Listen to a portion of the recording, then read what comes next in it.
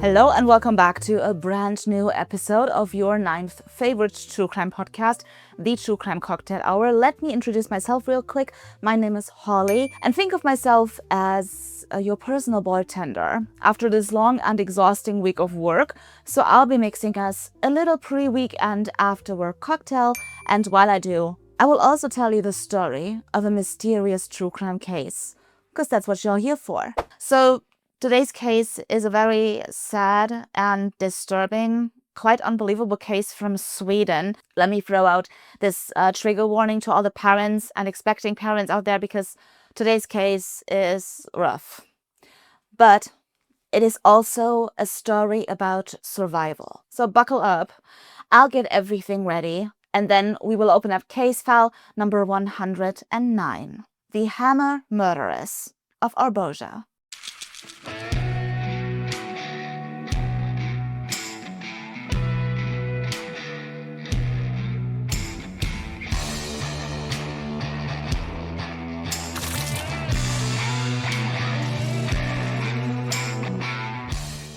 So for our case today, we're headed to the small town of Arboga, 95 miles west of Stockholm. It's always the small towns in these cases, isn't it? And it's actually irrelevant to the story, but just in case you want to hear a fun little history fact, here it is. For like half a year, Arboga was actually the capital of Sweden because the plague was raging in Sweden, and baby girl, Stockholm was kind of a hot zone. Now, Arboga is, I guess, quite like you would imagine a small Swedish town. You know, you got all of these reddish houses everywhere, lots of nature. So overall, a really beautiful place. And in one of these reddish houses lives 23-year-old Emma Youngestig together with her boyfriend Torgny and her two children. Max is 3 years old and little Saga is 1 year old. Now, Emma's boyfriend Torgny is not the biological father of the children. They came from her marriage with this guy named Eric. But Eric is like still a father to the kids. Even though Emma has custody, he still visits them. He spends a lot of time with them.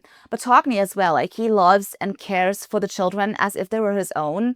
So the children kind of grew up with two dads, which is kind of cool. So it is Monday, the 17th of March, 2008. Torgny had the late shift that day, so he kind of slept in a little. And Emma and the kids, they spent half a day at some sort of like a parents, kids, play date, playground kind of thing. I don't know. And then in the afternoon, back home, Emma and the kids made some Easter cards for friends and family. And after dinner, the kids were allowed to watch a cartoon on TV in the living room. So it is a little bit after 7 p.m. And the kids are still watching their cartoon, and Emma is sitting in the office and she's chatting with her sister on the computer, when all of a sudden there's a knock at the front door. Now, Emma is a little bit surprised about this because she wasn't actually expecting any visitors that evening, but she got up, she went over to the front door, and she opened it. And the people of Arboga would later describe this day as the day the devil came to town. So not even 20 minutes have passed ever since someone knocked on this front door, when a call comes into the Swedish Emergency Dispatch Center. And the caller is Torgny. And Torgny can barely be calmed down by the dispatcher. He is in full-blown panic mode. His voice is trembling, and the dispatcher has quite a hard time understanding what he's saying. Torgny gives the address to the dispatcher, and he says, "Hurry up, I can't talk to any of the three of them." And so the dispatcher asked, "What is it? Are you in a shock, or what's happening?" And so Torgny says, "No, but Max and Saga are unresponsive. And Max has these two big wounds on his head. All three of them are still breathing, but please hurry up. They've got holes in their foreheads." Now, this is just heartbreaking to hear, but then in the background, you can hear a woman crying and whimpering. And sometimes in between, Torgny would talk to this woman and tell her, like, "Emma, come on, sit up. You can't lay down. Don't fall asleep on me." So something absolutely horrible must have happened. And so the police and the paramedics, they rush over to the red house. and they are met by Togni at the front entrance. And so Togni explains to the police and the paramedics that he just came home and he found his girlfriend Emma and her 2 kids, Max and Saga, covered in blood, lying in the hallway and the living room. So paramedics rushed past Togni and into the house, and what they saw, man, the inside of the house was just like a scene from a horror movie. There was blood everywhere, on the floor, on the walls, and it seemed like Emma and her 2 children had been struck in the head several times with a hammer or hammer-like object. And that's what it looks like. I mean, you can see it here. So all 3 of them were in really, really critical condition, and they were rushed to the nearest hospital, where, unfortunately, over the course of the night, the children succumbed to their injuries. Both kids died in the hospital, and Emma, she was still alive, but she had to be put in a medical-induced coma, and doctors were really uncertain whether she's gonna make it or not. But Emma fights, and she fights hard. And after 2 weeks, she can be brought out of the coma, something no one would have thought to be possible. So just so you know what we're dealing with here and what we're talking about here, right? This is Emma before the attack, and this is Emma after the attack. Like, you can imagine now what this woman went through, right? Now here's the situation, right? Police is so glad that Emma survived because now they have a witness. The thing is, Emma does not remember a single thing about that night and what happened. She does not know why she's so badly injured. She does not know why she's in the hospital. She does not know why police officers are guarding her door day in, day out, and all night. And she does not know yet that her children are dead. I mean, they had to tell her eventually, right? And so one day, a doctor sat by her side and he held her hand and he told her that she and her kids were the victims of a crime that her children did not survive. And so on top of all of this that she's already going through, Emma also suffered a severe emotional shock. So one day police sat down with Emma and they tried talking to her, and maybe she does remember something after all, which is easier said than done because you see there's a police technique on how to question or interview traumatized children, right? You gotta ask very, very simple question that can be answered with either yes or no. You must not guide the person you're questioning or try to provoke any memories, because then in the end, it's quite impossible to tell whether her memories are real or only suggested. They used the same technique on Emma, but she still can't remember a single thing. And so all investigators at this point can do is just sit and wait and hope that her memory will come back one day. And so in the meantime, investigators don't have any other option but to rely on traditional police work. Again, easier said than done, because when paramedics and the police and whatnot all rushed over to the house and went through the house and everything, a massive amount of DNA evidence was found within the home, which is just a nightmare for the forensics. Robbery as a motive could be ruled out. Like, first of all, nothing was stolen. And second of all, I mean, look at it. This crime was personal. There's a personal motive behind it. And so investigators just started thinking, well, who could this be? So the first one they suspected was obviously Togni, right? But he had a bulletproof alibi, absolutely solid. He was verifiably at work when the attack happened, so he had to be ruled out as a suspect. And then suspect number 2, Eric, the ex-husband, obviously. Not just because investigators learned that he was quite unhappy with the breakup and how everything went down. He didn't actually want to get a divorce, and he was quite pissed about Emma's new relationship with Togni. Yeah, and on top of that, investigators also learned that domestic violence was just one of the reasons for the divorce. Great. I think they even took Eric into custody, but they had to let him go like 24 hours later because just like Togni, he had a bulletproof alibi. And just like that, the investigation hits a dead end. Togni's got no freaking idea who would do this to them. Emma still can't remember anything. And also, there's no one else in their inner circle who might have a motive to do this. But then one day, police get the phone call they have been waiting for. So one day, a woman contacted police and she introduced herself as a friend of Emma's. And she asked the investigators whether they had already talked to a woman called Christine Schüre. And so police was like, no, we did not. Why should we? And this woman explained, well, she is Togni's ex-girlfriend, and she had never gotten over the separation. She was still quite hostile, and also she's stalking the family, and Emma and Togni. And so the police was like, oh, keep talking. So while investigators were kind of wondering why Togni never mentioned her or anything, they still decided to at least look into this woman, like who is Christine Schüre.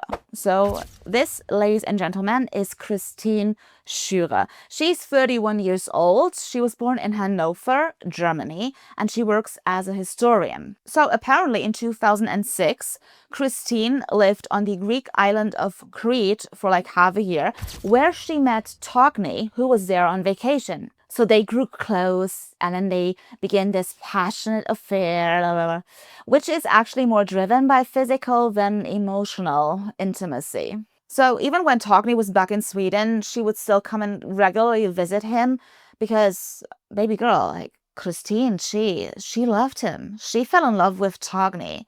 But for some reason, she also fell for the delusion that he was feeling the same way. So while her relationship with Togni is still going on, Christine moves back to Germany. And now she's sitting in Germany and she impatiently awaits her next trip to Sweden. And while all of this is happening, Togni, back in Sweden, meets Emma. And so in February of 2007, Togni called up Christine in Germany and told her on the phone that their relationship is over. They no longer can see each other because he met this other woman and that he can picture a future with her. So Christine hangs up and she is absolutely devastated. But for her, things are not over yet. So Christine, completely unannounced, shows up in Sweden where Togni lives. And I don't know how she did it, but she was able to convince him to at least meet her. I don't know what they did. Maybe they went for a walk or for a coffee or whatever. So after this meeting, for some reason, Christine was on cloud 9 and she was like, oh yeah, he still wants me.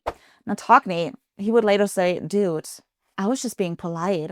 But anyway, at some point, Christine realized that the relationship with Togni really is over. And when that happened in spring of 2007, she tried multiple times to take her own life, but always failed. And then friends of hers, they got kind of worried about her and they were like, hey girl, maybe you should like spend a couple of weeks at a psychiatric hospital and just try to get over it. And so Christine, she actually did. But even after spending 3 weeks at this clinic and being on very, very heavy antidepressants, man, she could not get over the separation. She was still in love with him and she could not forget him. But she is also pissed off. So she writes Togni all of these insulting letters, all of which remain unanswered. But Christine, man, she takes it one step further because she's like, well, if all those letters remain unanswered, then I'm just gonna move to Stockholm. Yeah, move close to Togni. So she does that. And because she was stalking Togni and now his new girlfriend Emma all the time, she quickly learned that they were about to move into a home together in Arboga. So almost 100 miles away from her. So after learning about all of this, suspicion against Christine Schüre grew. Why? Well, several neighbors recognized Christine and told investigators that they saw her sneaking around Togni and Emma's home in the days before the murder. Second of all, her phone was logged in the area the day of the attack. Video cameras captured her at a train station nearby. So she was definitely in Arboga on the day of the attack. Also in the meantime, Emma's memory started to come back and now she could give at least a little bit of a description of her attacker. Now, when it comes to her attacker, like she didn't really have a picture of a detailed face, but what she was able to say was that her attacker was a woman. So Emma said this woman was 5 5'4", that she was heavier built, that she had a big nose, dark shoulder-length hair, and that she was between 30 and 35 years old. She also remembered that this woman had introduced herself as Tina, which is Christine's nickname. Now, her description wasn't that accurate. Like Christine, she's actually quite tall. She's 5'9", and she's not heavier built. She's quite slim. But, you know, it's something. It's better than nothing. Now, bottom line, all of this is enough for police to seek Christine's arrest. The problem is that Christine went back to Germany one day after the attack. What a coincidence. Now, don't ask me. Like, I don't know what her thought process was. Anyway, when she went back to Germany, friends of hers from Sweden called her up and they were like, Christine, the Swedish police is looking for you. And so instead of just keeping a low profile, Christine went to a near police station in Germany, and she walked into this police station, and to the officer, she was like, well, apparently the Swedish police is looking for me, and I just wanted to say hi and ask what's going on. So the officer was like, well, lady, they're looking for you for double murder. Like, you know what? As long as you're here, why don't you take a seat and stay for a little while? You know, how about that? So bottom line, she's arrested. I don't know why, but it took weeks until Christine was extradited to Sweden and the trial could finally begin. I think it had something to do with her mental health. I'm not sure. However, in the summer of 2008, Christine Schürer had to stand trial in Sweden for double murder and attempted murder. Now, the case and the trial was a circumstantial one. There was no solid or definite proof, but let me just tell you, like, things didn't really look good for Christine over here. So Christine was like, well, yeah, I was in Arboga the day of the attack, but I was there to photograph. You know, I got my camera with me and I just wanted to take pretty pictures. And the police was great. Can you show us these pictures? And like, what do you think? Christine obviously couldn't. Also, during a search of her house, investigators found like a handmade sketch of the neighborhood Emma and Togni lived in Arboga. They also found their address written in a notebook by Christine. And Christine's landlady, she also came forward and told investigators that a hammer was missing from her toolbox. And last but not least, forensic investigators were able to recover a bloody shoe print in Emma and Togni's house. Turns out it was a shoe from the brand Vans. You know these shoes, right? And so they went up to Christine and were like, hey girl, like, do you own a pair of these shoes? And Christine obviously denied having a pair of these shoes. Unfortunately for her though, they found this picture on her computer. These people are so stupid sometimes. Emma obviously was the prosecution's key witness, and she was sitting in court and she identified Christine Schürer as her attacker and the murderer of her children. Although they had like this one psychiatric expert testify in court, and he was like, well, considering her injuries and her brain damage, it is actually quite near to impossible that she can remember anything. My personal highlight of the trial is Christine's walk to the courtroom. Girl, get it together. Okay, however, in August of 2008, Christine Schürer was, first of all, found fully criminally responsible, and second of all, guilty on all charges. In October of the same year, she was sentenced to life in prison. She was also ordered to pay, I think, $56,000 in damages, and she is never allowed to return to Sweden ever again. As far as I know, she is still incarcerated today in Germany, but if my calculations are correct, she is either up for parole or up for release even in just a couple of years. So we will see. Like, all I can tell you is that she never confessed to the crime. But to end the story on a good note, Emma and Togni are still together. I don't think they have fake names, but I know they live in an undisclosed location somewhere in Sweden. By now they have 2 children of their own, so they have a family again. And yeah, Emma fully recovered. She also talks very openly about the case. She gave a lot of interviews, especially like how she doesn't blame Togni for what happened to her and her children. and how she experienced everything. She also wrote a book about the case called Why Isn't Emma Crying? And, you know, a lot of people were giving her crap about how she reacted in the courtroom, how she behaved. People could just not understand how she would not launch at Christine and beat her up or whatever. And, you know, Emma, the book is kind of her response to that. But she also writes about how she experienced everything. It's quite heartbreaking, but it's also very inspirational. And with that, we close case file number 109, the Hammer-Murderers of Arboga. Thank you so much for joining me today and hanging out with me. If you enjoyed this episode, which I hope you did, please hit that subscribe button if you haven't already. Give this video a thumbs up, or maybe, I don't know, just say hi in the comments. I always love that. It's such a nice thing to see. And yeah, what's left to say is, if you don't have any plans, Friday in 2 weeks, I hope we will see each other again for another cocktail and obviously another mysterious true crime case. In the meantime, you can still listen to my audio podcast, House of Jack and Jeffrey. Next Friday, I will upload episode 5, The Violinist. Great story. And yeah. Oh, next case. Oh my goodness. For our next case, I can tell you that we're going back to good old Germany. And I will tell you about a woman who went on a very, very bad date. So I'm really looking forward to that. Until then, have a lovely weekend. Thank you again for joining me today. Kiss, mwah, and I'll see you then.